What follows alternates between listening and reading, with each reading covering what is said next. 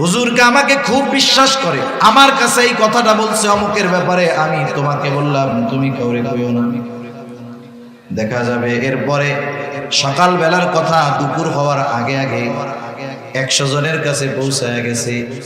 যে যাকে কথাটা বলে, বলার পরে বলে আমি তোমারে কইলাম তুমি কাউরে কইও না, কিন্তু কথা পৌঁছায় গেছে 100 জনের কাছে।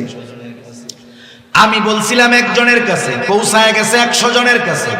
বলেন তো 100 জনের কাছে কথাটা পৌঁছানোর জন্য দায় আমার, ঠিক কিনা বলেন? এখানে আর আমার খেয়ানত একটা নাই, আমার খেয়ানত হয়ে গেছে 100 খেয়ানত। কারণ নবীজি বলেন কারো দ্বারা যখন কোনো নেক কাজের সূচনা হয়, ওই কাজটা দুনিয়ায় যতদিন চলবে, যতজন করবে, সকলের ওই নেক কাজের সওয়াব শুরু করনেওয়ালার আমল নামায় আল্লাহ তাআলা যোগ করে দেয়। আবার যখন কারো দ্বারা কোনো পাপের কাজের সূচনা হয়, ওই পাপের কাজ, মন্দ কাজ দুনিয়ায় যতদিন চলবে, যতজন করবে, সবার আমল নামা ওই গোনাটা প্রথম যে সূচনা করছে গোনার কাজ, তার আমল নামায় যোগ হয়ে যাবে। নবীজি বলেন পৃথিবীতে প্রথম অবৈধ হত্যাকাণ্ড সংগঠিত করেছে আদম আলাইহিস সালামের একজন সন্তান। নবীজি বলেন আদম আলাইহিস সালামের ওই হত্যাকারী সন্তান কিয়ামত পর্যন্ত অন্যায়ভাবে যত হত্যা হবে, সব হত্যাকারীর গুনাহ তার আমলনামায় যোগ হয়ে যাবে। কারণ তার দ্বারা এই অবৈধ হত্যাকাণ্ডের সূচনা ঘটেছে। এই জন্য আমার আপনার দ্বারা যদি কখনো কথার খেয়ানত হয়ে যায়, ওই কথাটা যতজনের কানে পৌঁছাবে ততগুলো খেয়ানত হবে, আর ওই সকলের খেয়ানতের সমপরিমাণ গুনাহ আমার আপনার আমলনামায় যোগ হয়ে যাবে। সেজন্য কথা হজম করা শিখতে হবে। বাঙালি পাথর খাইয়া হজম করে ফেলতে পারলে পারো তো হজম করে ফেলতে পারে বাঙালি, কিন্তু কথা হজম করা বড় কষ্টের, ঠিক কিনা বলেন? কথা হজম করা বড় কষ্ট। আমি আপনাদের খেদমতে পবিত্র কোরআনুল কারীমের সূরাতুন নিসার 58 নম্বর আয়াত তেলাওয়াত করেছি। রাসূল আকরাম সাল্লাল্লাহু আলাইহি ওয়াসাল্লামের অগণিত হাদিস থেকে একটা হাদিস পাঠ করেছি। আল্লাহ তাআলার কাছে তৌফিক চাই, আল্লাহ তাআলা কিছু কথা বলার সুযোগ করে দেন, যে কথাগুলো আমাদের সবার দুনিয়া এবং আখিরাতের জন্য কল্যাণকর হয়। সকলে বলি আমিন। আমি যে আয়াতখানা আপনাদের খেদমতে তিলাওয়াত করেছি, উক্ত আয়াতের মধ্যে আল্লাহ সুবহানাহু ওয়া তাআলা খুবই সুন্দর দুইটা নসিহত, দুইটা ওয়াজ আমাদেরকে করেছেন। ওয়াজ করেছেন কে? একটু জোরে বলেন না, কে? আল্লাহ ওয়াজ করেছেন। শুধু তাই না, নিজে ওয়াজ করে নিজের ওয়াজের প্রশংসাও আবার নিজে করতেছেন। আল্লাহ তাআলা বলেন ইন্নাল্লাহা ইয়া'মুরুকুম আন তু'আদ্দুল আমানাতি ইলা আহলিহা ওয়া ইযা হাকামতুম বাইনান নাসি আন তাহকুমু বিল আদল ইন্নাল্লাহা নি'মা ইয়া'iদুকুম বিহি ইন্নাল্লাহা কানা সামিআন বাসীরা। আল্লাহ রাব্বুল আলামিন বলেন ইন্নাল্লাহা ইয়া'মুরুকুম, নিশ্চয়ই আল্লাহ তাআলা তোমাদেরকে আদেশ করতেছেন। কি আদেশ? আন তুআদ্দুল আমানাতি ইলা আহলিহা, যে তোমরা আমানত তার হকদারের কাছে ফিরায়া দাও। আল্লাহ তাআলা এক নম্বরে আদেশ করতেছেন আমানত তার হকদারের কাছে ফিরায়া দাও। 2 নম্বর আদেশ ওয়া ইযা হাকামতুম বাইনান নাস আন তাহকুমু বিল আদল, আর তোমরা যখন মানুষের মধ্যে বিচার আচার করবা, ন্যায় বিচার করবা, 1 নম্বর আদেশ আমানত হকদারের কাছে ফিরায়া দাও। 2 নম্বর আদেশ ন্যায় বিচার করবা। আল্লাহ তাআলা এরপরে বলতেছেন ইন্নাল্লাহা নি'মা ইয়া'iদুকুম বিহি, নিশ্চয়ই আল্লাহ তোমাদেরকে কতই না সুন্দর ওয়াজ করলেন। তার মানে এই দুইটা নসিহত, এই দুইটা ওয়াজ, দুইটা উপদেশ, সুন্দর উপদেশ। ইমাম শাফিঈ রাহমাতুল্লাহি আলাইহি বলেন, এই দুইটা নির্দেশ এমন নির্দেশ, যদি কোনো মুমিন তার জীবনের সাথে এই দুইটা বিষয়কে পরিপূর্ণভাবে ফিট করতে পারে, তার জীবনটা যদি সে এই দুই উপদেশের আলোকে সাজায়া আমলে পরিণত করতে পারে, ইমাম শাফিঈ রাহমাতুল্লাহি আলাইহি বলেন, এই মুমিন সফল কাম হয়ে যাবে। এক নম্বরে আল্লাহ তাআলা বলেন, আমানত তার হকদারের কাছে ফিরিয়ে দাও। যদিও এই আয়াত নাজিল হওয়ার একটা কারণ আছে, নির্দিষ্ট একটা ঘটনাকে কেন্দ্র করে আয়াতটা নাজিল হয়েছে, তথাপি মুফাসসিরিনে কেরাম বলেন, এই আয়াতের দ্বারা সকল ধরনের আমানত নির্দেশ্য। নবীজিও আমানতের ব্যাপারে সর্বোচ্চ গুরুত্ব আরোপ করেছেন। রাসূল আকরাম সাল্লাল্লাহু আলাইহি ওয়াসাল্লাম এক হাদিসের মধ্যে জানায় দেন, নবীজি বলেন, আরবাউন ইদা কুন্না ফিকা ফালা আলাইকা মা ফাতাকা মিনাদ দুনিয়া। নবীজি বলেন, চারটি জিনিস যদি তোমার মধ্যে থাকে, ফালা আলাইকা, আর কোনো কিছু তোমার নাই, কিন্তু ওই চার গুণ তোমার মধ্যে আছে, নবীজি বলেন চিন্তার কোনো কারণ নাই। এই চার গুণে গুণান্বিত মুমিন দুনিয়ায় যদি তার কোনো কিছু নাও থাকে, চিন্তার কোনো কারণ নাই। নবীজি বলেন, মা ফাতাকা মিনাদ দুনিয়া, এই চার গুণে গুণান্বিত হওয়ার কারণে দুনিয়া তার হাতছাড়া হবে না। চার গুণের কথা বর্ণনা করতে গিয়ে নবীজি এক নম্বরে বলেন, হিফযু আমানাতিন, আমানতের হেফাজত করা। আমানতের হেফাজত করা এটা গুরুত্বপূর্ণ একটা বিষয়। কিছু কর্ম আছে, কিছু আমল আছে যেটা শুধুই আমল, এটার সাথে ঈমান সম্পৃক্ত নয়। আমল করলে সওয়াব, না করলে অসুবিধা নেই। কিন্তু আমানতদারিতা এমন এক জিনিস, এমন এক আমল যেটার সম্পৃক্ততা হলো ঈমানের সাথে।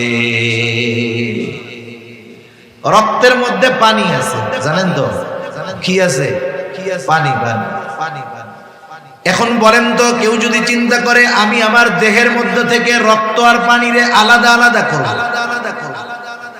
বলেন তো রক্তের থেকে পানি যদি আলাদা করা হয় তাহলে বেঁচে থাকা সম্ভব নাকি? সম্ভব নয়। এই বিষয়টা এরকম, আমানতের সাথে ঈমানের সম্পর্কটা এইরকম।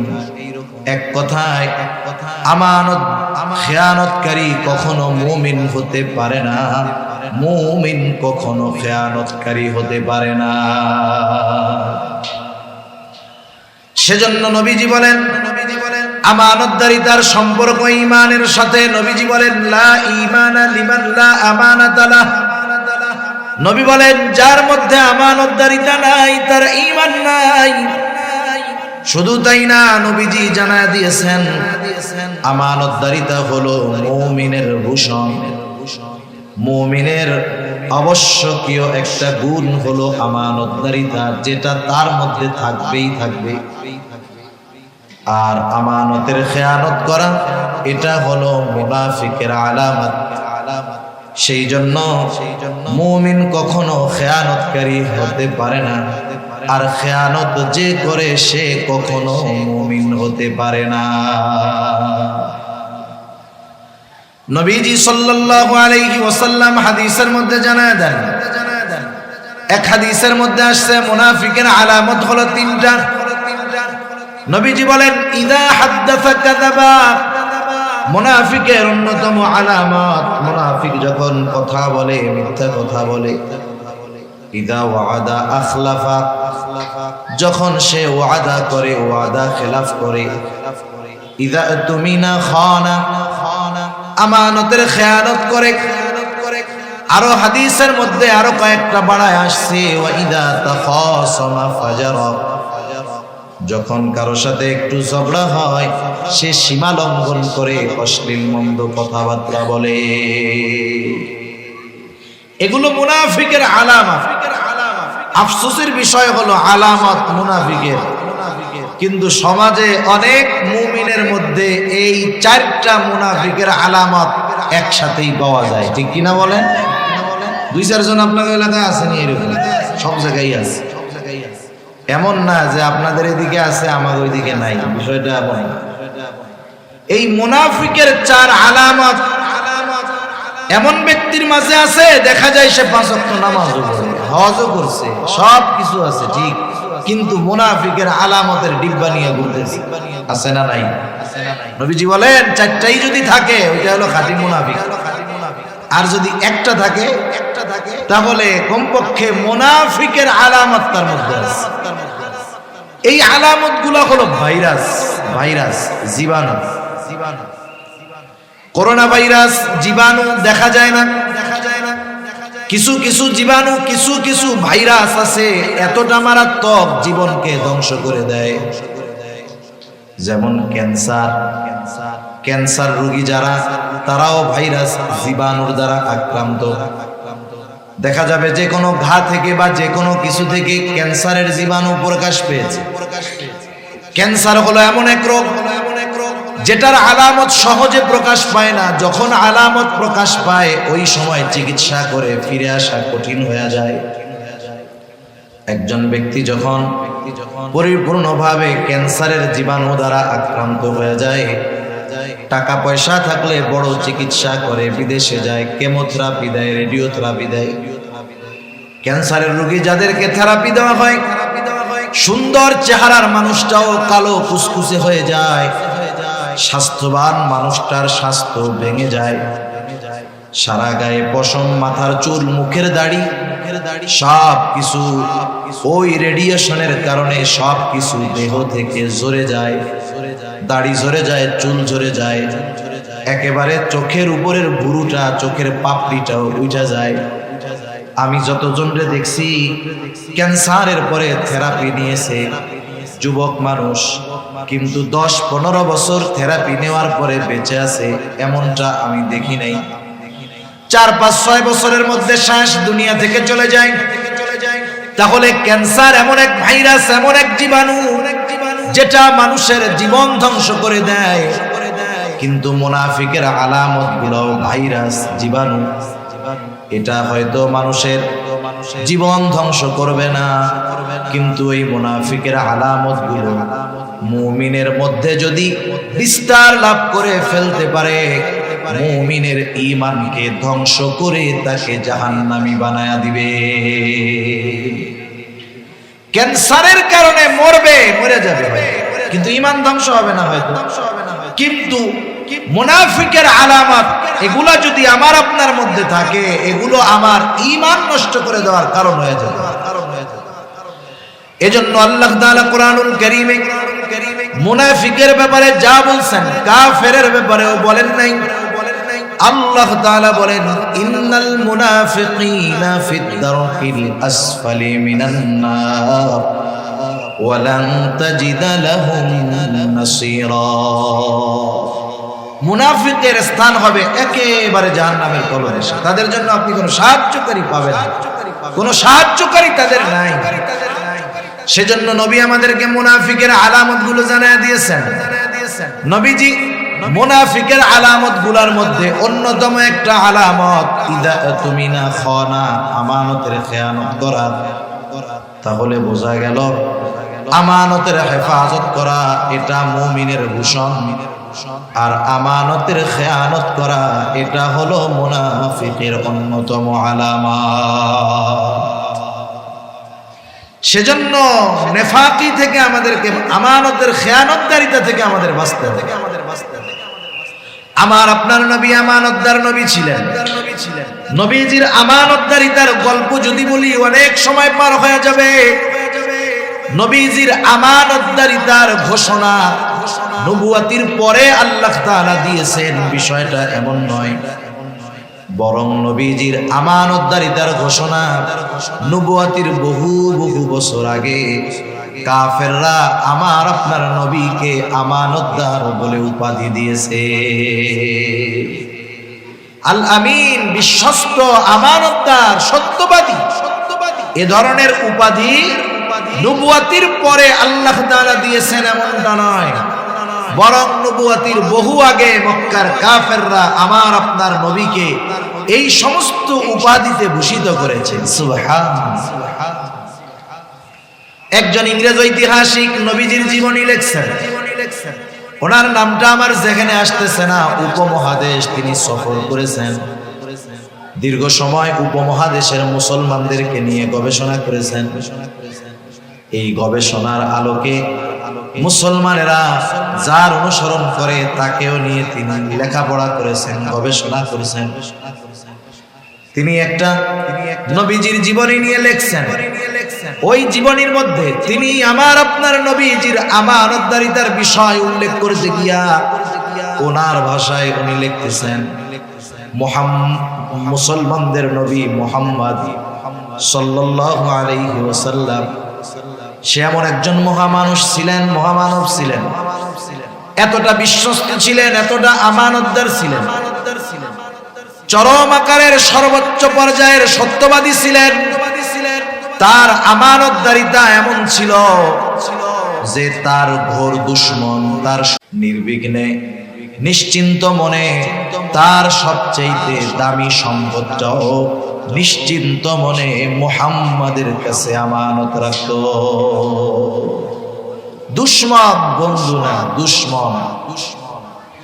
শুধু তাই না, আরেকজন ঐতিহাসিক লিখতেছেন যে মুহাম্মদ সাল্লাল্লাহু আলাইহি ওয়াসাল্লাম তার আমানতদারিতা এমন ছিল, একজন মানুষ তার সম্পদ নিজের কাছে যত নিরাপদ মনে করত, তার চাইতে বেশি নিরাপদ নবীজির কাছে রাখা মনে করত। এই জন্যই মক্কার মানুষেরা মুহাম্মাদের সাথে মতবিরোধ, শত্রুতা থাকার পরেও মক্কার মানুষেরা তাদের দামি দামি বস্তুগুলা মুহাম্মাদের কাছে তার হেফাজতে তথা তার কাছে আমানত রাখত। কেমন আমানতদার নবী ছিলেন! সেই আমানতদার নবীর উম্মত আমরা, আমাদের আমানতদারিতার অবস্থা যাচ্ছে তাই একেবারে। আমাদেরকেও আমানতদার হওয়ার দরকার। রাসূল আকরাম সাল্লাল্লাহু আলাইহি ওয়াসাল্লাম সেই জন্য আমানতদারিতার বিষয়গুলো আমাদেরকে সুস্পষ্ট করে দিয়ে গেছেন। সাধারণত আমরা মনে করি আমানত মনে হয় এটা লেনদেন সংক্রান্ত বিষয়ের সাথেই হয়, লেনদেনের মধ্যেই মনে হয় আমানতদারিতা হয়। কেউ আমার কাছে কোনো সম্পদ আমানত রাখলো, যথাসময়ে আমি তার সম্পদটাকে ফিরিয়ে দিলাম, আমি মনে করি আমি বড় আমানতদার। মানুষেরাও মনে করে হুজুর বড় আমানতদার। আমানতদারিতাকে নির্দিষ্ট একটা সীমার মধ্যে আমরা সীমাবদ্ধ করে ফেলছি, কিন্তু বাস্তবতা হলো আমানতদারিতা এটা ব্যাপক একটা জিনিস। এক কথায় একটা মানুষের জীবনের পদে পদে প্রতিটা কদমে কদমে আমানত রয়েছে, কিন্তু এইটারে আমরা শুধু লেনদেনের মধ্যে সীমাবদ্ধ করে ফেলছি। সেজন্য আমানতদারিতার ব্যাপারে জানার দরকার। এক নাম্বার বিষয়, আমানতদারিতা হয় লেনদেনের মধ্যে। লেনদেন সংক্রান্ত আমানতদারিতার বিষয়ে কম বেশি আমাদের ধারণা আছে, এরপরেও একটু বলার দরকার। একটা হলো আমাদের কাছে সাধারণভাবে কারো কাছে কিছু জমা রাখা, আর একটা হলো আমানত রাখা। আমানতদারিতার মাসালা একরকম, আর সাধারণভাবে জমা রাখার মাসালাটা আরেক রকম। আমানতদারিতার ক্ষেত্রে কেউ যদি আমার আপনার কাছে আইসা 500 টাকার একটা ছেঁড়া নোট দিয়া বলে যে এই 500 টাকা আপনার কাছে আমানত, এখন যার কাছে আমানত রাখা হলো তিনি যদি চিন্তা করেন বাজারে আসলাম, পকেটের এই পুরান টাকাটা দিয়া 500 টাকার বাজার করে নিয়ে যাই, বাড়িতে গিয়া পরে যখন চাইবে তখন তারে 500 টাকা দিয়ে দিব। যদি টাকাটা আমানত হয়, এক্ষেত্রে সংখ্যাটা আমানত নয়, বরং তার কাছে বস্তুটাই আমানত। এখন তার দায়িত্ব হলো ওই ছেঁড়া টাকাটাকেই সংরক্ষণ করা, যখন সে চাইবে হুবহু ওই পুরনো টাকাটাই তাকে ফেরত দিতে হবে। আর যদি জমা রাখে, যে আপনি রাখেন আমারে বলে 500 টাকা দিলে হবে, এক্ষেত্রে সে ব্যবহার করতে পারে। সেজন্য আমানত যখন কেউ রাখবে, যেটা রাখবে ওইটারই সংরক্ষণ করতে হবে। জামানতের টাকা হারায় গেলে এক মাসলা, আমানতের টাকা হারায় গেলে আর এক মাসালা। সেই মাসালা থাক, বলার দরকার নাই, এমনি আমরা সুযোগ খুঁজি, বুঝেন নাই? এমনি তো সুযোগ তালাশ করি। এরপরে দেখা যাবে একজন আমানত রাখছে, ইচ্ছা করে হারায় ফেললাম। মাসালা হলো আমানতের বস্তু যার কাছে আমানত রাখা হয়েছে, অনিচ্ছাকৃত ভাবে যদি হারায় যায়, চুরি হয়ে যায়, যার কাছে আমানত রাখা হয়েছে তাকে ধরা যাবে না। এখন যদি এই মাসালার দিকে যান, অনেকে ব্যাংকে আমানত রাখে না, রাখে না। অনেকে কত এনজিও গজায় উঠে আমানত রাখে। এখন ওই আমানত ওরা নিজেরা বক্ষণ করে কয় আমানত তো সব শেষ। এই সুযোগ বাঙালি ভালো বুঝতে পারবে। সেজন্য সব কথা বাঙালির কাছে ক্লিয়ার করা উচিত না, আমার যেটা মনে হয়। তা যাই হোক, 1 নম্বরে আমানতদারিতা হলো লেনদেন আদান প্রদানের মধ্যে। সম্পদ আমার কাছে কেউ পায়, জমিন পায়, এটা আমানত। তার হকদারের কাছে ফিরাইয়া দেওয়া এটা আমার দায়িত্ব। আমার কাছে যদি কারো আমানত থাকে, কারো হক থাকে, সেটা আমানত হোক আর সাধারণ হক হোক, ফিরাইয়া দেওয়াটা আমার দায়িত্ব। আদেশ আল্লাহ তাআলা আমাকে দিয়েছেন। যে কোনো ক্ষেত্রে এটা হতে পারে। মনে করেন দোকানদারের কাছ থেকে, দোকান থেকে বাকি আনা হয়, বাকি আনেন, দোকানদারকে 500 টাকার বাজার নিয়ে বললেন লেখা রাখো, পরে এসে দিয়া দিব। দোকানে ভিড়, দোকানদারের লিখতে মনে নাই। 2 দিন পরে আপনি গেছেন, যাওয়ার পরে বলতেছেন বাকি খাতাটা খুলো তো দেখি, কিছু টাকা মনে হয় বাকি আছে। দোকানদার লিখতে ভুলে গেছে, বাকি খাতা খুলে দেখে আপনার নামে কিছু লেখা নাই, কিন্তু আপনি শিওর যে 500 টাকা পায়। আমাদের দেশের মানুষ তখন ফাঁক ফকর খুঁজবে, যেহেতু খাতায় কিছু লেখা নাই, আমার কাছে কিছু পাওনা নাই। আরে মিয়া, হয়তো ভুল করেছে দোকানদার, কিন্তু আল্লাহ তাআলার নির্দেশ, সে ভুইলা গেছে, যা তার মনে না থাক, কোনো অসুবিধা নাই। তোমার দায়িত্ব হলো তোমার কাছে যে পাওনা আছে, এই পাওনাটা তুমি নিজ দায়িত্বে ফিরাইয়া দিবা। সেটা আমানত হোক আর সাধারণ কোন লেনদেন হোক, এই বিষয়টার দায়িত্ব আমার আপনার। আল্লাহ তাআলা আমাকে আপনাকে লেনদেনের ক্ষেত্রে স্বচ্ছ হওয়ার তৌফিক দান করুন। বুজুর্গ আল্লাহর ওলির গোমর ফাঁস হয়ে যায় এই লেনদেনের, কঠিন এক জিনিস। এই মুআমালাত যে কি জিনিস, বহুত আল্লাহওয়ালার ঘোমটা খুলে যাবে এই লেনদেনের ক্ষেত্রে। তাহলে 1 নম্বরে আমানতদারিতা হয় লেনদেনের মধ্যে। 2 নম্বর, এই জবানের কথাটাও হয় আমানত। রাসূল আকরাম সাল্লাল্লাহু আলাইহি ওয়াসাল্লাম এক হাদিসের মধ্যে বলেন, ইদা হাদাসার রাজুলু সুম্মা ইলতাফাতা ফাহিয়া আমানাতুন। নবীজি বলেন, যখন কেউ কথা বলে আর এদিকে সেদিকে তাকায়, ফাহিয়া আমানাতুন, যেই কথাটা আমার আপনার কাছে ডানে বামে তাকায়া কেউ বলল, নবীজি বলেন কথাটা আমানত। এই কথাটা আমি ছাড়া অন্য কারো কাছে যদি পৌঁছাই, কারো কাছে বলি, খেয়ানত হয়ে যাবে। কিন্তু আমাদের খাসলাত, আমাদের অভ্যাসটা হইল ঠিক এর বিপরীত। কেউ যদি আমার কাছে আইসা বলে, হুজুর আপনার কাছে আমি এই কথাটা বললাম, আপনি কিন্তু হুজুর আর কারো কাছে বইলেন না। এই যে আমাকে যখন বলে আর কারো কাছে বইলেন না, তখন ওই ব্যক্তির কথাটা হজম করা আমার জন্য কষ্টের হয়ে যায়। এমন অবস্থা হয় আরেকজনের কাছে না বলা পর্যন্ত আমার আর ভালো লাগে না। মনে হয় যে পেটের মধ্যে খালি কথাটা কামড়াইতেছে আর ডিসুম ডিসুম করতেছে। সেই লোক দেখা যাবে আমার আপনার চোখের আড়াল হওয়ার আগে কাছের জন্য ডাইকে কি কইছে জানো? না, আমার খুব বিশ্বাস করে, খুব গোপন একটা কথা আমার কাছে বলছে, কাউরে বলতে মানা করছে। আমি তোরে বললাম, তুই কিন্তু কাউরে কইস না। আমি যারে বললাম যে আমি শুধু তোকে বললাম, তুমি কাউকে বইলো না, ও তো এই আমলটুক তো কমপক্ষে করবে নাকি? ও এবার আরেকজনকে বলবে, দেখ হুজুর কি মিথ্যা কথা বলে? না না, হুজুরকে আমাকে খুব বিশ্বাস করে, আমার কাছে এই কথাটা বলছে অমুকের ব্যাপারে, আমি তোমাকে বললাম, তুমি কাউরে কইও না।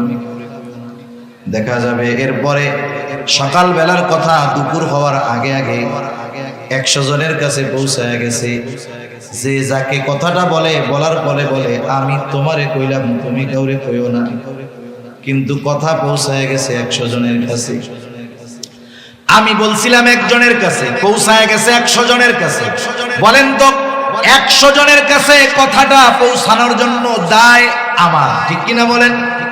এখানে আর আমার খেয়ানত একটা নাই, আমার খেয়ানত হয়ে গেছে 100 খেয়ানত। কারণ নবীজি বলেন, কারো দ্বারা যখন কোনো নেক কাজের সূচনা হয়, ওই কাজটা দুনিয়ায় যতদিন চলবে, যতজন করবে, সকলের ওই নেক কাজের সওয়াব শুরু করনেওয়ালার আমল নামায় আল্লাহ তাআলা যোগ করে দেয়। আবার যখন কারো দ্বারা কোনো পাপের কাজের সূচনা হয়, ওই পাপের কাজ, মন্দ কাজ দুনিয়ায় যতদিন চলবে, যতজন করবে, সবার আমলনামা ওই গোনাটা প্রথম যে সূচনা করছে গোনার কাজ, তার আমলনামায় যোগ হয়ে যাবে। নবীজি বলেন, পৃথিবীতে প্রথম অবৈধ হত্যাকাণ্ড সংগঠিত করেছে আদম আলাইহিস সালামের একজন সন্তান। নবীজি বলেন, আদম আলাইহিস সালামের ওই হত্যাকারী সন্তান কিয়ামত পর্যন্ত অন্যায়ভাবে যত হত্যা হবে, সব হত্যাকারীর গুনাহ তার আমলনামায় যোগ হয়ে যাবে।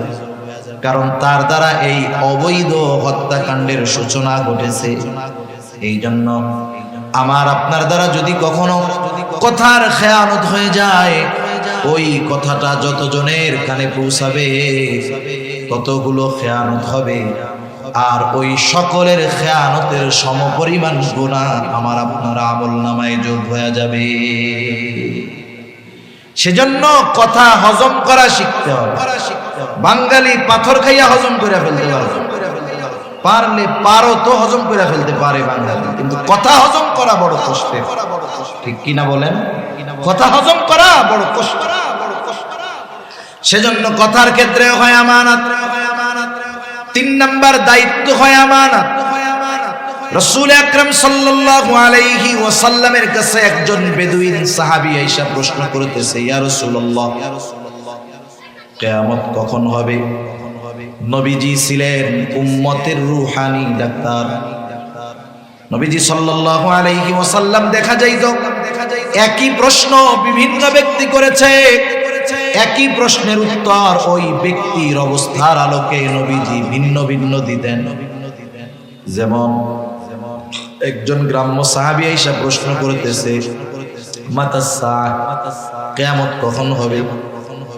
ওই লোকের প্রশ্নের ভাবটা ছিল এইরকম, সে কেমন যেন গাঠি গুঠি নিয়ে কিয়ামতের জন্য অপেক্ষা করতেছে, কোন সময় কিয়ামত আসবে।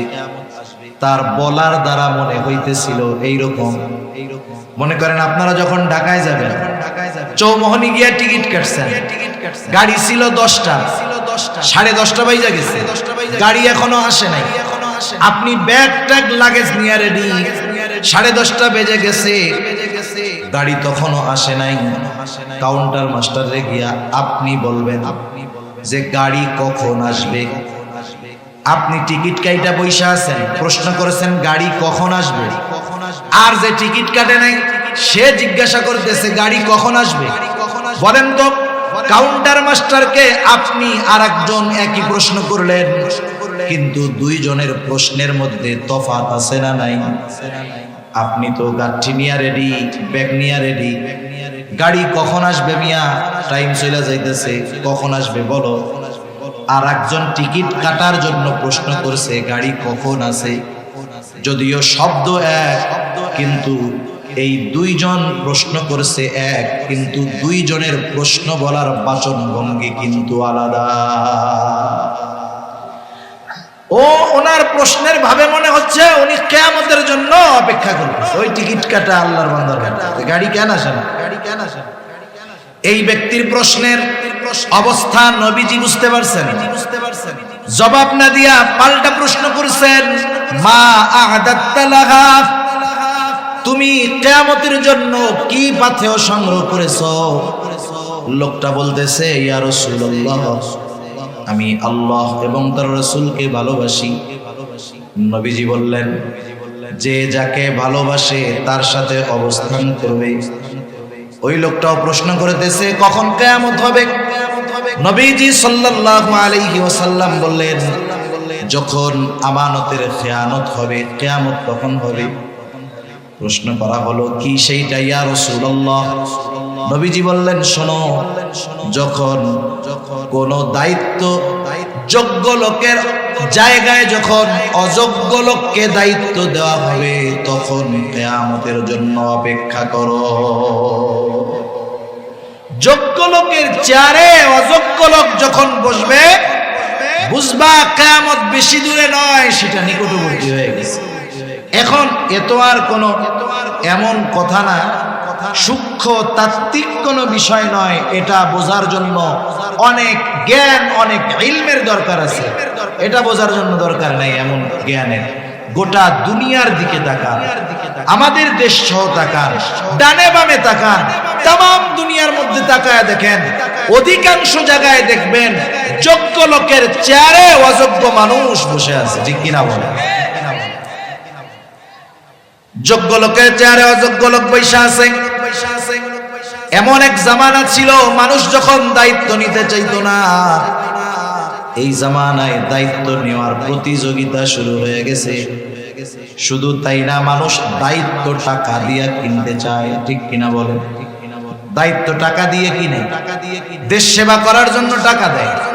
কতজন দেখবেন, অনেক ইউনিয়ন পরিষদে নির্বাচন হবে, গ্রাম হলো 10টা, ক্যান্ডিডেট 20 জন, প্রত্যেকেই ছাপাইছে অমুক ভাই আপনাদের দোয়া প্রার্থী, এই মার্কায় ভোট দিয়া এই ইউনিয়নের জনগণের জন্য খেদমত করার সুযোগ করে দেন। দেখা গেল নমিনেশন আনতে, নির্বাচনে জয়ী হতে 5 কোটি টাকা খরচ করে ফেলছে। ওই বেটার যদি আসলেও মানুষের খেদমত করার ইচ্ছা থাকতো, চেয়ারম্যান হওয়া লাগতো না, 5 কোটি টাকা দিয়া সে মানুষের খেদমত করতে পারত। তার মানে এই ব্যয় খেদমতের জন্য করে নাই, চেয়ারম্যান সাহেব হওয়ার জন্য করছে। ঠিক কিনা? আগের জামানার মানুষ দায়িত্ব নিতে চাইতো না, এখন দায়িত্ব নেওয়ার জন্য প্রতিযোগিতা করে। আমাদের কলিজার টুকরা ইমাম আজম আবু হানিফা রাহমাতুল্লাহি আলাইহি কেমন মানুষ ছিলেন? আমাদের সমাজে কিছু মানুষ আছে ইমামে আজমের ব্যাপারে জানে না, তাই সমালোচনা করে। আরে গর্দভগুলা যদি ইমামে আজমের জীবনী পড়তো, তাকওয়া, জুহদ, ইলম, সব কিছুর দিক দিয়ে উনি ওনার জামানায় সর্বোত্তম ছিলেন। ইমাম আজমের অবস্থান ছিল এইরকম। খলিফা মনসুরের জামানা, রাস্তা দিয়ে খলিফা মনসুর চলতেছে, ইমামে আজমের সাথে সাক্ষাৎ। খলিফা মনসুর ইমাম আজম আবু হানিফা রাহমাতুল্লাহি আলাইহিকে প্রস্তাব দিল, ইমাম, আপনি প্রধান বিচারকের দায়িত্ব গ্রহণ করেন, আপনি চিফ জাস্টিসের দায়িত্ব গ্রহণ করেন, প্রধান বিচারপতির দায়িত্ব গ্রহণ করেন। খলিফা অফার দিয়েছে।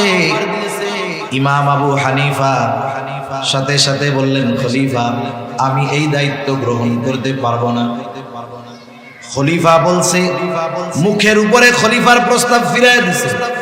খলিফার ইগোতে লাগছে, আত্মসম্মান বোধে লাগছে। খলিফা হাতের চাবুক দিয়ে ইমাম আবু হানিফার গায়ে একটা বাড়ি মারছে।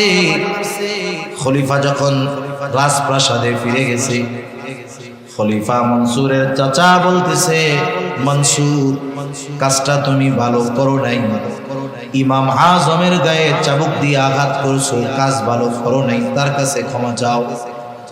কারণ মানুষ যখন রাগে থাকে, মানুষ যখন রাগান্বিত হয়, এমন কিছু কাজ সে করে ফেলে, সুস্থ অবস্থায় বা রাগহীন অবস্থায় ওই কাজটা সে কল্পনাও করে না। ঠিক কিনা বলেন?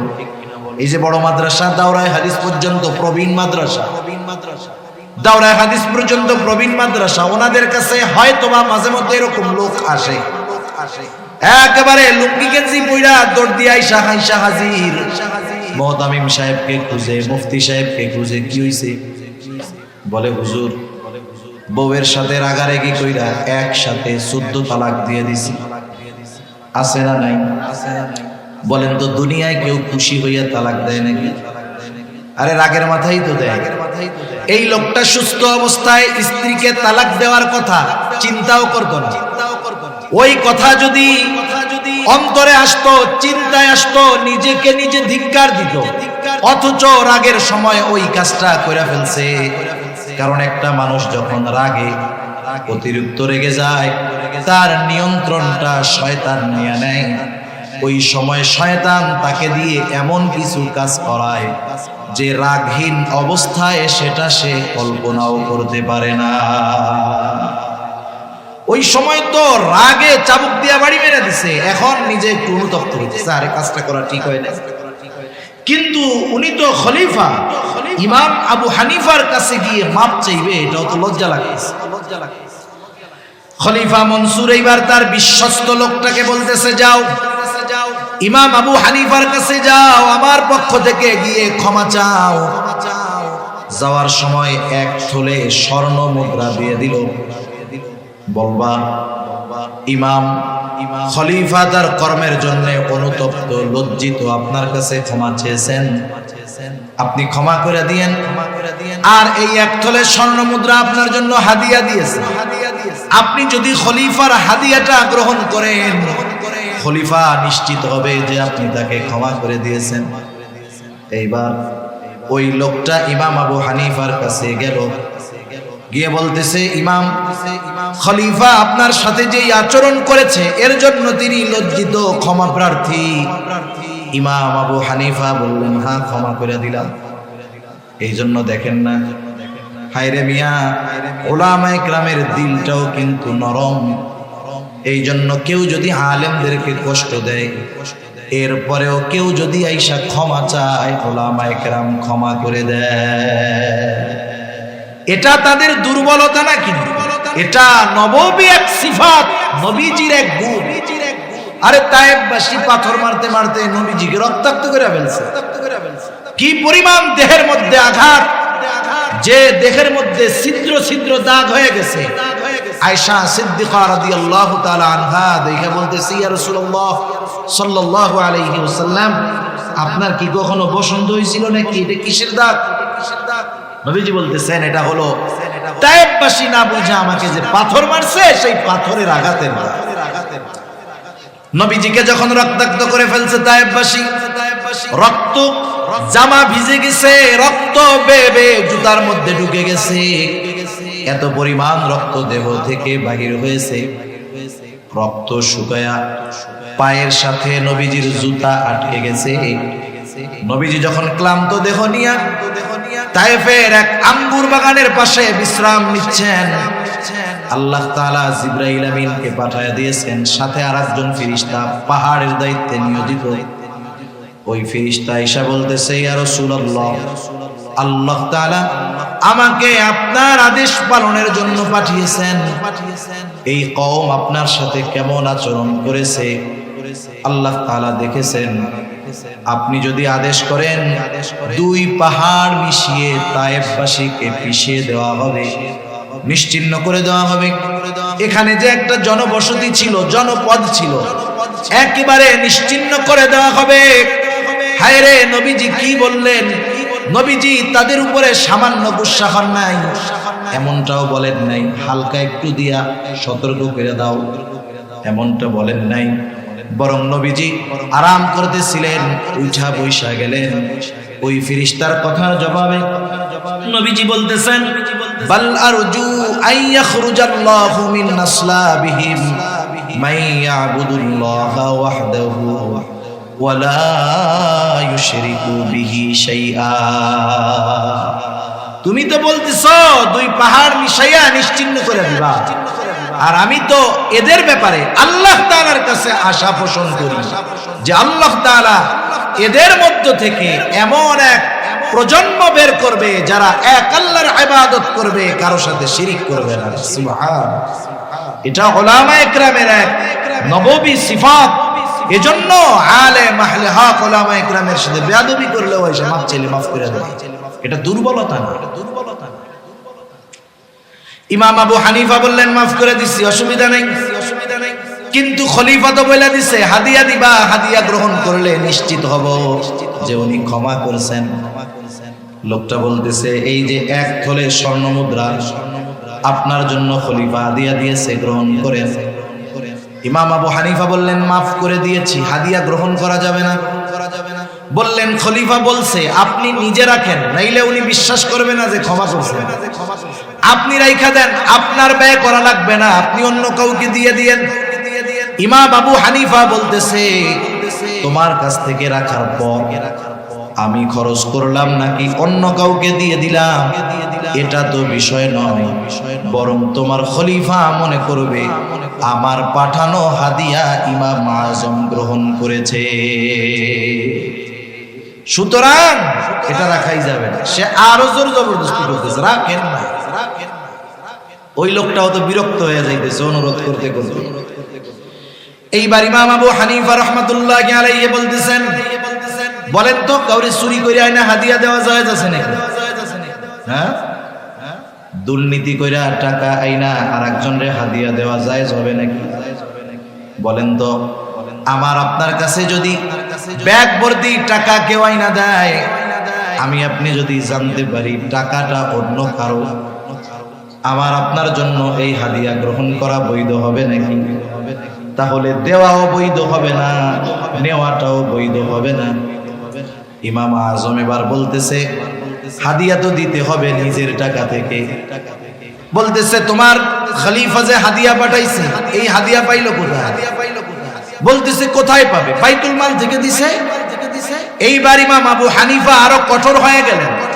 একটু চিন্তা করে দেখেন জামানার মুজাদ্দিদ যারা, ইমাম যারা, এদের সামান্য সিদ্ধান্ত এটা পরবর্তী প্রজন্মের জন্য দলিল হয়ে যায়, দলিল। আমি ঘটনা বলতে গেলে অন্যদিকে চলে যাবে। আজকে যদি ওই দিন ইমাম আবু হানিফা এরপরে হাদিয়া গ্রহণ করতো যে বাইতুল মালের সম্পদ খলিফা হাদিয়া দিয়েছে, এটা যদি গ্রহণ করত, তাদের জন্য যদি বাজেট থাকতো ভিন্ন কথা, কিন্তু সাধারণভাবে যদি ইমাম আবু হানিফাকে দেওয়া হতো, জানার পরেও যদি ইমামে আজম আবু হানিফা ওই হাদিয়াটা গ্রহণ করতেন, খলিফার বাইতুল মাল থেকে দেওয়া হাদিয়া গ্রহণ করতেন, আজকে তাইলে গোটা দুনিয়ার মধ্যে দেখা যাইত উলামায়ে কেরাম রাষ্ট্রীয় কোষাগারের হাদিয়া গ্রহণের ক্ষেত্রে ইমাম আজমের ওই ঘটনাটাকে দলিল বানায়া নিত। বলতো কি ইমাম আবু হানিফারে হাদিয়া দিছে না, জায়েজ না থাকলে উনি গ্রহণ করছে, এবার আমাকেও দিলে আমরাও জম্মের আকারে নিব। ইমাম আবু হানিফা এবার আর একটু কঠোর হয়ে গেলেন। বলতেছে শোনো, তুমি তোমার এই হাদিয়া খলিফাকে ফেরত দিবা, সাথে সাথে বলবা রাষ্ট্রীয় বাইতুল মাল থেকে তার জন্য নির্ধারিত একটা সম্মানী আছে, এই সম্মানের বাইরে একটা মোহর ব্যক্তিগত কাজে ব্যবহারের সুযোগ নেই। লোকটা একটু রাগ হয়ে গেছে। এইবার ওই মোহর ফেরত নিয়া খলিফা মনসুরের কাছে গিয়া বলতেছে মনসুর, ইমাম আবু হানিফা এরকম এরকম বলছে। তিল রে আর একটু তাল বানায় নিছে। ইমাম আবু হানিফার এই কথাগুলো শুনে খলিফা মনসুর এবার চূড়ান্ত রাগান্বিত হয়ে গেছেন। ফোর্স পাঠায় দিছে, যাও ইমাম আবু হানিফাকে জেলখানায় আটকাও। ইমাম আবু হানিফাকে জেলখানায় আটকানো হলো। অত্যাচার জুলুমের স্টিম রোলার চলতেছে। ঐতিহাসিকদের থেকে দুইটা মত। প্রথমটা হলো ইমাম আবু হানিফাকে জেলখানার মধ্যে চাবুক মারা হইতো আর বলা হতো প্রধান বিচারকের দায়িত্ব গ্রহণ করেন, তাহলে ছেড়ে দেওয়া হবে। চিন্তা করে দেখেন, জেলখানায় চাবুক মারা হইতেছে দায়িত্ব নেওয়ার জন্য, ইমাম আবু হানিফা দায়িত্ব নেন নাই। ঐতিহাসিকদের দুইটা মত। ওই অবস্থায় অসুস্থ ইমাম, তাকে খাবারের সাথে বিষ প্রয়োগ করে হত্যা করা হলো। আর একটা বর্ণনা ঐতিহাসিকদের যখন তিনি প্রচন্ড রকমের অসুস্থ হয়ে গেছেন, বাড়িতে পাঠায় দেওয়া হলো, গৃহবন্দী করে ফেলা হলো। ওই অবস্থায় ইমামে আজম দুনিয়া থেকে বিদায় নিলেন। ইমামে আজমকে তার ছাত্ররা জিজ্ঞাসা করতেছিল, ইমাম, আপনি তো প্রধান বিচারকের দায়িত্ব নেওয়ার জন্য যত যোগ্যতা, জ্ঞান, ইলম যা দরকার সব আপনার ছিল, এত কিছু থাকার পরেও, যোগ্য হওয়ার পরেও আপনি দায়িত্ব নিলেন না, খলিফার জুলুম অত্যাচার সহ্য করলেন, কারণটা কি? ইমাম আবু হানিফা বললেন, শোনো, আমি যেই দায়িত্ব নেই নাই, কিয়ামতের দিন এই দায়িত্বের ব্যাপারে আমাকে জিজ্ঞাসা করা হবে না। যদি আমি প্রধান বিচারকের দায়িত্ব নিতাম, প্রধান কাজীর দায়িত্ব যদি নিতাম, ওইটা তো আমার কাছে আমানত হয়ে যাইত। কিয়ামতের দিন আমার দায়িত্বের ব্যাপারে আল্লাহ তাআলা জিজ্ঞাসা করতেন। যদি কখনো এই দায়িত্ব পালন করতে গিয়ে ত্রুটি বিচ্যুতি হয়ে যাইত, কিয়ামতের দিন আল্লাহর সামনে আমাকে খেয়ানতের ঋণ বোঝা নিয়ে আল্লাহর দরবারে দাঁড়ানো লাগতো। এই জন্য আমার উপরে এত জুলুম করার পরেও প্রধান বিচারকের দায়িত্ব আমি গ্রহণ করি না। আর আমরা তো দায়িত্ব নেওয়ার প্রতিযোগিতা করি। তিনি এটা জানতেন। আবু দাউদের হাদিস, রাসূল আকরাম সাল্লাল্লাহু আলাইহি ওয়াসাল্লাম বলেন, আমাদের মধ্যে কাউকে যদি কোনো দায়িত্ব দেওয়া হয়, সরকারি দায়িত্ব হোক আর বেসরকারি দায়িত্ব হোক, নবীজি বলেন, কেউ যদি ওই দায়িত্বের সুচ পরিমাণ খেয়ানত করে, সুচ পরিমাণ, নবীজি বলেন কিয়ামতের দিন ওই লোকটা খেয়ানতের বোঝা নিয়ে আল্লাহর সামনে উপস্থিত হবে। সেজন্য প্রত্যেকের জায়গা থেকে খেয়াল করা দরকার যে দায়িত্বটা তো আমানত। আমাকে যেই দায়িত্ব দেওয়া হয়েছে, সেই দায়িত্ব যদি যথাযথভাবে পালন না করি, আর ওই দায়িত্বের বিপরীতে যেই ওজিফা, যেই বেতন আমার জন্য আছে। আজহার নানুতুবি রহমাতুল্লাহি আলাইহি নামে একজন আল্লাহর ওলি ছিলেন। উনি এক জায়গায় খেদমত করতেন, চাকরি করতেন, মাস শেষে সময় হিসাব কইরা কইরা বেতন নিতেন। যদি ক্লাসের কোনো সময়, দায়িত্বের কোনো সময় নিজের কাজে ব্যয় করতেন, ওই সময়ের হিসাব রাইখা মাসের শেষে ওই সময়ের পরিমাণ ওজিফা বেতন থেকে তিনি ফেরত দিয়ে দিতে। কেমন আমানতদার ছিল এরা দায়িত্বের ব্যাপারে, সময়ের ব্যাপারে। শুধু তাই না, শরীয়তের বিধিবিধান, হুকুম, আহকাম, এটাও আমাদের কাছে আমানত। আল্লাহ তাআলা বলেন, ইন্না আরাদনাল আমানাতা আলাস সামাওয়াতি ওয়াল আরদি ওয়াল জিবাল ফাআবাইনা আন ইয়াহমিলনাহা ওয়া আশফাকনা মিনহা ওয়া হামালাহাল ইনসান। আল্লাহ তাআলা বলেন, আমি এই আমানত আসমানের কাছে, জমিনের কাছে, পর্বতমালার কাছে পেশ করলাম। তারা প্রচন্ড ভীত সন্ত্রস্ত হয়ে গেল। এই আমানত তারা বহন করলো না। ওয়া হামালাহাল ইনসান, মানুষ এই আমানত বহন করলো। মুফাসসিরিনে কেরাম বলেন, কি সেই আমানত? কোন মুফাসসির বলেন সেই আমানত হলো কোরআন। কেউ বলেন শরীয়তের সকল বিধিবিধান। একই কথা। তাহলে কোরআন হলো আমাদের শরীয়তের মূল নীতি, মৌলিক সব কিছু কোরআন সুন্নাহর মধ্যে আছে। এই আমানত কেউ বহন করতে রাজি হয় নাই, মানুষ বহন করেছে। এই জন্য শরীয়তের সকল বিধিবিধান, হুকুম, আহকাম আমার আপনার উপরে আমানত।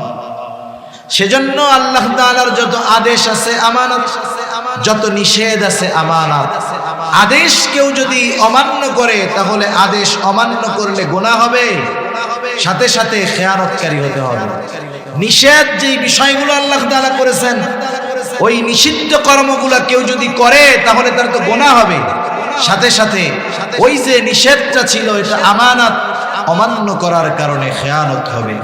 এজন্য শরীয়তের সকল বিধিবিধান, হুকুম, আহকামগুলো আমানতদারিতার সাথে পালন করা যাবে। শুধু তাই না, আমাদের সন্তান সন্ততি আমাদের কাছে আমানত। আমাদের অধীনস্থ যারা আছে আমানত, কারণ কিয়ামতের দিন আল্লাহ তাআলা তাদের ব্যাপারে আমাদেরকে জিজ্ঞাসা করবে।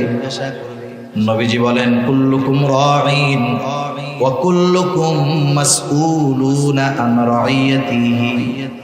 আমরা প্রত্যেকেই দায়িত্বশীল, প্রত্যেককে তার দায়িত্বের ব্যাপারে জিজ্ঞাসাবাদ করা হবে, অধীনস্থদের ব্যাপারে জিজ্ঞাসা করা হবে।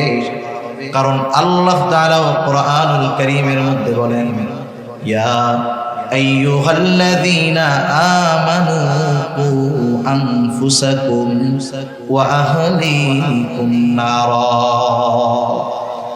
আল্লাহ তাআলা বলেন হে ঈমানদারেরা, নিজে জাহান্নাম থেকে বাঁচো, অধীনস্থদেরকেও জাহান্নামের আগুন থেকে বাঁচাও। সাহাবায়ে কেরাম প্রশ্ন করেছে ইয়া রাসূলুল্লাহ, নিজে জাহান্নাম থেকে বাঁচবো বুঝলাম, আদেশটা করেছেন মুমিনদের উপর। ইয়া আইয়ুহাল্লাযীনা আমানু, হে ঈমানদারেরা নিজে জাহান্নাম থেকে বাঁচো, ঈমান তো আনছো, কেমনে জাহান্নাম থেকে বাঁচবা? সাহাবায়ে কেরাম বলতেছে ইয়া রাসূলুল্লাহ, নিজে জাহান্নাম থেকে বাঁচবো বুঝলাম, নেকের কাজ করব, গুনার কাজ থেকে বাঁচবো, কিন্তু অধীনস্থদের জাহান্নামের আগুন থেকে কেমনে বাঁচাবো? কারণ দুনিয়ার কেউ কাউকে জাহান্নামের আগুন থেকে বাঁচাতে পারে না।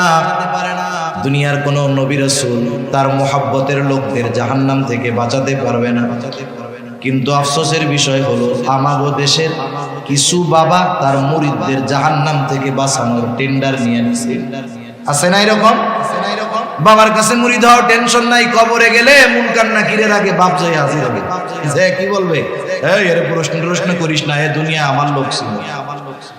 এই শয়তানেও চিন্তা করে এরকম উল্টাপাল্টা কথা কয় কেন? শয়তান বলে তুই হলি আমার সবচেয়ে বড় খলিফা, তোর মতো শয়তান থাকতে আমার আর ডিউটি করা লাগবে না।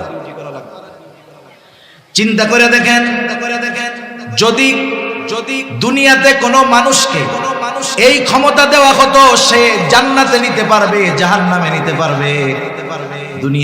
দুনিয়াতে কোনো মানুষকে যদি ক্ষমতা দেওয়া হইতো, একজন মানুষকেও যদি এই পাওয়ার দেওয়া হতো, আমার আপনার নবী এই পাওয়ারটা পাওয়া যাইতে।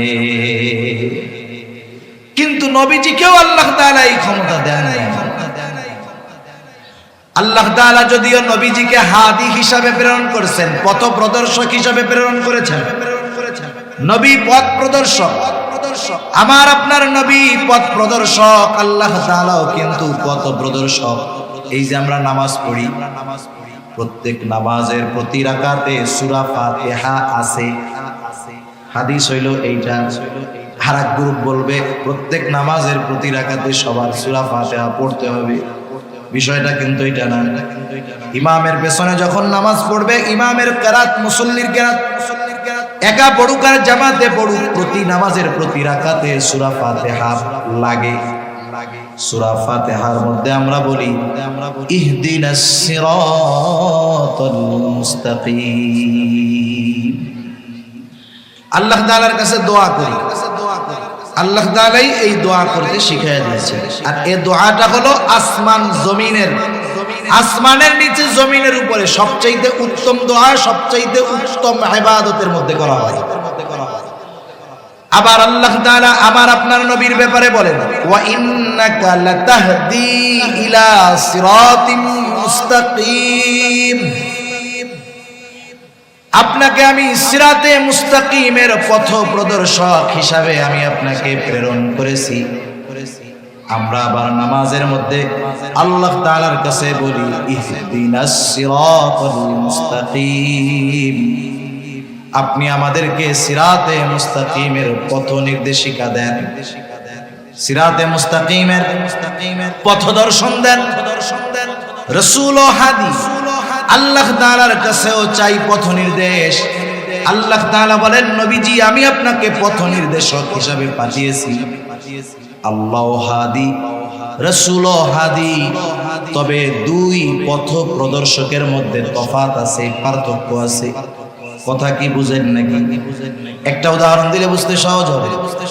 মনে করেন এই জায়গায় একজন অপরিচিত লোক আসছে, যে জীবনে কোনোদিন নোয়াখালী যায় নাই, বেগমগঞ্জ যায় নাই, এই তো রাস্তা যে পেঁচগোছ, যে জীবনে যায় নাই, এর যদি আপনি বলেন, সে যদি আপনার কাছে জিজ্ঞাসা করে, ভাই আমি একটু বেগমগঞ্জ চৌরাস্তায় যাবো, চৌমোহনীতে যাবো, সে কিন্তু জীবনে চিনে না। আর অচেনা জায়গা যত সহজ হোক এটা কিন্তু কঠিন মনে হয়। আপনি যখন তারে বলবেন এই রাস্তা দিয়ে যাবা, সামনে একটা রাস্তা পাবা, ওই রাস্তা ধরে আগাবা, আবার ডাইনে যাবা, এরপরে বামে যাবা, এরপরে আর একটু আগাবা, এরপরে ডাইনে বামে গিয়া ওইদিকে বড় একটা চৌরাস্তা পাইবা। বলেন তো, যে রাস্তাই চিনে না তারে যদি এইরকম চিনায় দেন, ওর জন্য গন্তব্যে যাওয়া কঠিন না সহজ? মনে করেন এরপরেও আপনি তারে পথ চিনায় দিয়েছেন যে এই পথে যাবেন, সেই হিসাবে আপনি হাদি, পথ প্রদর্শক। মনে করেন আরেকজন লোক আসছে, তার কাছে ওই অপরিচিত ব্যক্তি বলতেছে, ভাই আমি চৌমোহনী যাব, আমার একটু পথটা বলে দেন। ওই লোকটা মোটর সাইকেল নিয়ে আসছে, কোনো জবাব নাই, বলে আপনি আমার বাইকের পিছনে ওঠেন। এইবার এক টান দিয়া চৌমোহনীতে নামায় দিয়া বলে এটাই হলো চৌমোহনী। ওই প্রথম লোক যে রাস্তা কয়া দিছে এও হাদি। দ্বিতীয় যেই লোকটা মোটর সাইকেলের পেছনে নিয়া গন্তব্য পর্যন্ত পৌঁছায় দিয়েছে, এই লোকটাও হাদি, পথ প্রদর্শক। বলেন তো, এই দুই পথ প্রদর্শকের মধ্যে তফাৎ আছে না? নবীজি হলেন প্রথম জনের মতো। নবীজি পথ চিনায় দিবেন, পথ বলে দিবেন। আর আল্লাহ তাআলা শুধু পথ বলে দিবেন না, ওনার দয়া রহমত দিয়ে ওই পথে পরিচালিত করে গন্তব্য পর্যন্ত পৌঁছায় দেন। আমরা ইহদিনাস সিরাতাল মুস্তাকিম যখন বলি, তখন বলি না যে আল্লাহ পথ চিনায় দেন। মূলত এখানে আমরা বলি আল্লাহ, যা গুণগান বর্ণনা করার তো আগে করছি, এরপরে বলি আল্লাহ আপনি আপনার করুণা দিয়ে, দয়া দিয়ে, রহমত দিয়ে সিরাতে মুস্তাকিমে পরিচালিত করে গন্তব্য পর্যন্ত পৌঁছায়া দেন। আর নবীর ব্যাপারে আল্লাহ তাআলা বলতেছেন আপনি পথ চিনায়া দিবেন, পৌঁছায়া দেওয়ার দায়িত্ব আমার। এই জন্য আবু তালেব যখন দুনিয়া থেকে চলে গেছে, নবীজি কান্না করতেছে, আহারে যেই চাচার দ্বারা এত উপকৃত হইলাম, চাচা ঈমান আনতে পারলো না। আল্লাহ তাআলা বললেন ইন্নাকা লা তাহদি মান আহবাবতা ওয়ালাকিন্নাল্লাহা ইয়াহদি মান ইয়াশা। আপনি যাকে ভালোবাসেন, যাকে চান, তাকে আপনি হেদায়েত দিতে পারবেন, বরং আমি যাকে চাই তাকে হেদায়েত দিই। সুবহানাল্লাহ। সাহাবা ইকরাম জিজ্ঞাসা করতেছে, কেউ তো কাউকে জান্নাতে নিতে পারে না, আমরা কেমনে জাহান্নাম থেকে বাঁচাবো? মুফাসসিরিন ইকরাম বলেন এর দ্বারা উদ্দেশ্য হলো নিজে নেক আমল করবে, গুনাহ থেকে বাঁচবে। অধীনস্থ যারা আছে তাদের উপরে সর্বোচ্চ প্রচেষ্টার মাধ্যমে জাহান্নাম থেকে বাঁচানোর চেষ্টা করবে। তার চেষ্টায় যদি কোনো ত্রুটি না থাকে, হক আদায় হয়ে যাবে। তার উপরে যেই দায়িত্বটা ছিল, আমানতটা ছিল, সেটা পালন করা হয়ে যাবে। কিন্তু যদি অধীনস্থদের ক্ষেত্রে ওই দায়িত্বটা সে পালন না করে, তাহলে সেও খেয়ানতকারীদের অন্তর্ভুক্ত হয়ে যাবে। তাহলে আমরা আল্লাহ তাআলার সুন্দর ওয়াজের ব্যাপারে আলোচনা করতেছিলাম। আমানতের যতটুকু হয়েছে এতটুকু যদি আমরা আমল করি যথেষ্ট। আল্লাহ তাআলা বললেন ইন্নাল্লাহা ইয়া'মুরুকুম আন তু'আদ্দুল আমানাতি ইলা আহলিহা। এক নম্বর আদেশ করেছেন আল্লাহ তাআলা যে আমানত তার হকদারের কাছে ফিরিয়ে দাও। দুই নম্বর আদেশ ওয়া ইযা হাকামতুম বাইনান নাস আন তাহকুমু বিল আদল। তোমরা যখন মানুষের মধ্যে বিচার আচার করবা, ন্যায় বিচার করবা, তুমি যখন বিচারক, তোমার সামনে যদি তোমার দুশমন বিচারের জন্য আসে, খবরদার শত্রুতা বশত তার সাথে অবিচার করবা না। ওয়ালা ইয়াজরিমান্নাকুম শানাআনু কওমিন আলা আল্লা তা'দিলু ই'দিলু হুয়া আকরাবু লিত্তাকওয়া। কোন কওমের উপরে বিদ্বেষ বশত তাদের উপরে অবিচার করবা না, ন্যায় বিচার করবা। ন্যায় বিচারের শ্রেষ্ঠ উপমা নবীজি রেখে গেছেন, সাহাবায়ে কেরাম দেখায় গেছেন, তাবেঈনরা দেখায় গেছে, সোনালী যুগের মুসলিম শাসকেরা দেখায় গেছে। এই জন্য যেই সমাজের মধ্যে ন্যায় বিচার আছে, যেই সমাজের মধ্যে ইনসাফ আছে, ওই সমাজে তো জুলুম থাকতে পারে না। যেই সমাজে, যেই দেশে, যেই জাতির মধ্যে ইনসাফ ন্যায় বিচার আছে, এই সমাজ, এই জাতি বড় সৌভাগ্যবান। আজকে গোটা দুনিয়ার কোথাও ইনসাফ নাই, ন্যায় বিচার নাই, ঠিক কিনা বলেন? ন্যায় বিচার যদি থাকতো, গোটা দুনিয়ার সব রাষ্ট্রপ্রধানরা ইসরায়েলকে এই অপরাধের কাঠগড়ায় দাঁড়া করাতো, ঠিক কিনা বলেন? ন্যায় বিচার নাই, মরে গেছে। বিচারের মধ্যে আছে স্বজনপ্রীতি, দলপ্রীতি, গোত্রপ্রীতি, দেশপ্রীতি, ব্যক্তিপ্রীতি। কিন্তু নবীজি ন্যায় বিচারের উপমা রাইখা গেছে। হাদিসের একটা ঘটনা শোনায় আলোচনা শেষ করে দিব।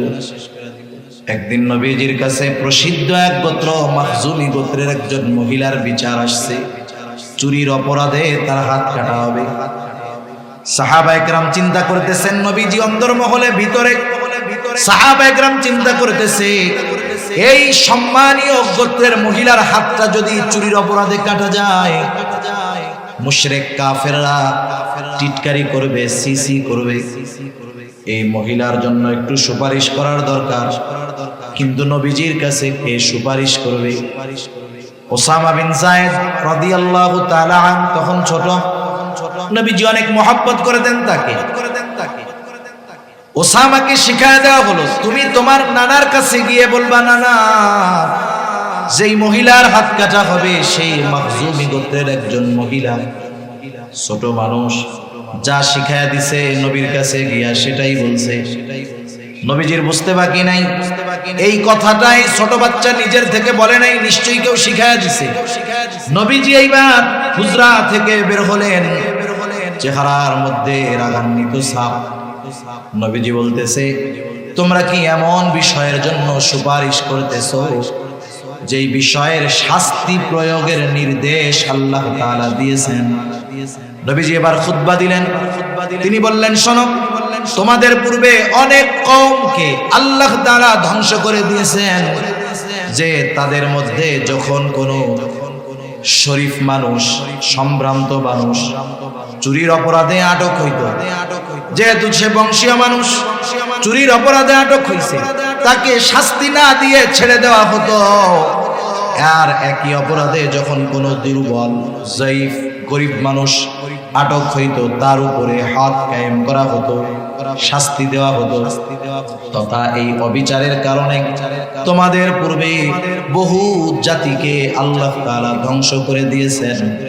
নবীজি বলতেছেন, শোনো, ওই আল্লাহর শপথ, যার হাতে আমার প্রাণ, এই মহিলার জায়গায় যদি আমার কন্যা ফাতেমাও হইতো, ফাতেমা বিনতে মুহাম্মদও হইতো, আল্লাহর শপথ, আমি তার হাতটা চুরির অপরাধের কারণে হাতটা কেটে দিতাম।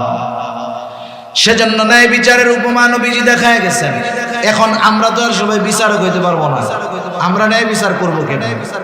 শুনেন, পরিবারের মধ্যে অবিচার করে, বাপ ছেলের উপরে অবিচার। দুই ছেলেকে দুই চোখে দেখে, একজনের জমি বেশি লেখা দিয়ে বসে রয়েছে, আর একজনে কিছু দেয় না, আছে না নাই? সব পোলাগো লেখা দিছে, মাইয়াগো কিছু দেয় না, এই অবিচার বাপরা করে না। সেজন্য প্রত্যেকের জায়গা থেকে ন্যায় বিচার করতে হবে। আল্লাহ সুবহানাহু ওয়া তাআলা বুঝবার তৌফিক দান করুন। এরপরে আল্লাহ তাআলা বলতেছেন, ইন্নাল্লাহা নি'মা ইয়াইদুকুম বিহি। আল্লাহ তাআলা কতই না সুন্দর ওয়াজ তোমাদেরকে করলেন, সুন্দর ওয়াজ। এখন এই ওয়াজ শোনার পরে, জানার পরে, এই ওয়াজের উপরে আমল করলাম কি করলাম না, এই ওয়াজ নিয়ে কি সমালোচনা করলাম কি করলাম না, আমি বললাম আপনাদের সাথে, আপনারা আমল করলেও আমি দেখবো না, সমালোচনা করলেও আমি শুনবো না। কিন্তু এই ওয়াজ আল্লাহ তাআলা করলেন, আমরা আলোচনা করলাম। এখন যদি সমালোচনা করি, আমলে পরিণত না করি, আল্লাহ তাআলা শুনবেন, দেখবেন নাকি? দেখবেন না? দেখবেন।